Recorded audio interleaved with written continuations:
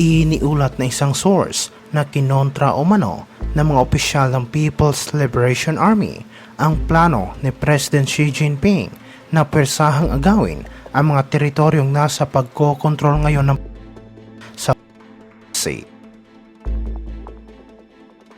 Sinabi sa report na pumalag umano ang ilang Chinese general sa estratehiya ni Xi Jinping na gumamit ng puwersa dahil sigurado umanong mahihirapan ang Chinese military dahil sa presensya ng US Navy sa nasabing karagatan.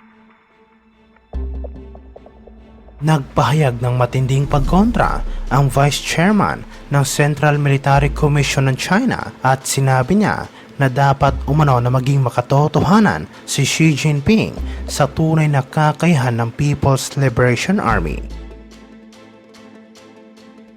Inamin na hanggat nasa Indo-Pacific ang mga sundalo ng Estados Unidos, mahihirapan umano ang People's Liberation Army na galawin ang mga kalaban ng kanilang bansa tulad ng Pilipinas, Taiwan at Japan. Iniulat ito matapos makita sa isang isinagawang maritime domain patrol ng Western Command ng Armed Forces of the Philippines sa mga inuukupang lugar ng ibang mga claimant countries sa Spratlys at sinabi na mayroon umanong mas modernong pasilidad ang mga ito kaysa sa Pilipinas.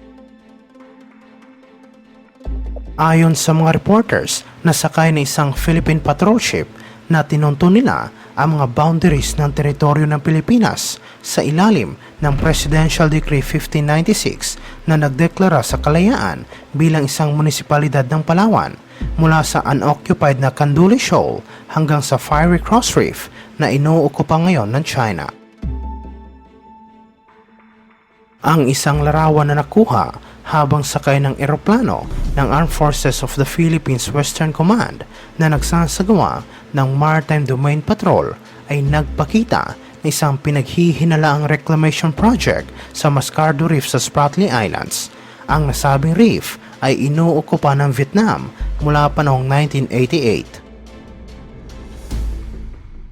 Samantala, ang Fiery Cross na inuukupa naman ng China ay nagmistulang parang isang syudad sa gitna ng dagat na mayroong maraming mga gusali at pasilidad na pinaghihinalaang para umano sa mga sundalo ng People's Liberation Army. Sinabi ni Armed Forces Chief General Romeo Browner na kailangan na makasabay ang Pilipinas sa ibang mga claimant countries at inamin niya na ang bansa ay nahuhuli. Dapat rin umanong gumastos ang gobyerno ng higit pa para sa development ng mga features sa West Philippine Sea. Kasalukuyan na inaangkin o inuukupa ng Pilipinas ang 9 na lugar sa West Philippine Sea, kabilang ang Ayungin Shoal.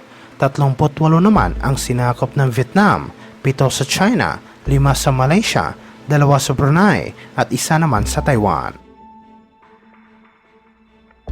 Samantala sa ibang aspeto naman, iniulat umano na isang Chinese fishing vessel matapos na aktuhan itong iligal na nanghuhuli ng isda sa lugar.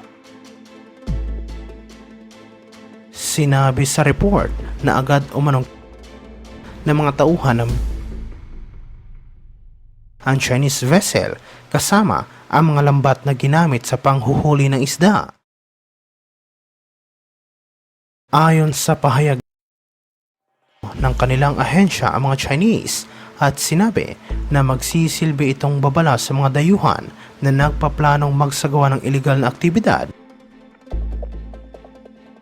Idinagdag na sisiguraduhin nila na maproteksyonan ang marine resources ng bansa laban sa mga mapang-abusong Chinese maritime militia na nagpapanggap lang umano na mangingisda.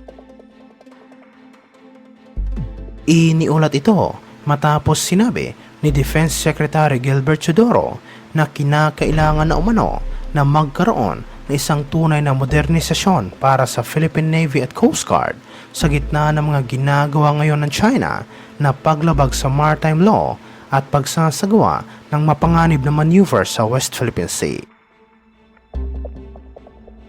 Inihayag ni Teodoro ang ilang bagong inisyatiba upang gawing moderno ang Philippine Navy at Coast Guard at sinabi niya na isasagawa nila ito sa pamamagitan ng isang komprehensibong estratehiya at kasama din ito ang pagbuo ng mga alyansa. Sinabi niya ng agresibong pag-uugali ng China sa pag-iit ng malawak na maritime claim nito sa West Philippine Sea ay mapipigilan lamang kapag nagkaroon ang Pilipinas ng isang credible deterrent posture at maipapatupad lamang ito kapag nagkaroon ng isang honest-to-goodness na modernization program ang bansa. Ang mga Philippine resupply vessel na naghahatid ng mga probisyon sa BRP Sierra Madre sa Ayungin Shoal na kung saan nakaistasyon ang ilang Marines ay nakalusot sa mga barko ng Chinese Coast Guard at maritime militia sa lugar.